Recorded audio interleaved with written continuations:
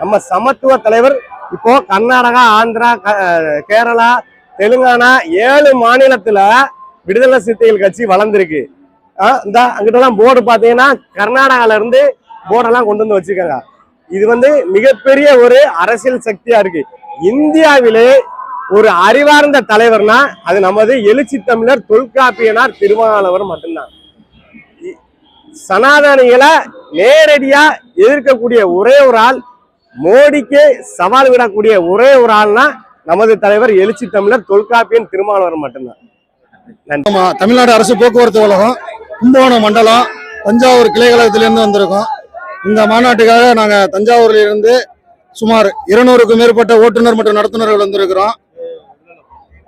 இந்த எழுச்சி மாநாட்டிற்கு அண்ணன் திருமாவளவனையும் அமைச்சர் திரு வன்னியரசு அவர்களையும் அனைவரையும் நாங்கள் மாநாட்டில் பார்த்தோம். மிகவும் மாநாடு சிறப்பாக இருக்கிறது. இதில் மிகவும் கட்டுக்கடங்காத எழுச்சி தமிழர்களின் சிறுத்தைகள் அனைவரும் போர்க்கொடிகளை தூக்கி கொண்டு அனைவரும் கட்டுக்கடங்காத கூட்டமாக இருக்கிறது. இங்கு நடத்தப்பட்டிருந்த கலை நிகழ்ச்சி அருமையாகவும் இருந்தது. இந்த கலை நிகழ்ச்சிக்கு சிறுத்தைகளின் ஒத்துழைப்பு மிகவும் அருமையாக இருந்தது. நன்றி.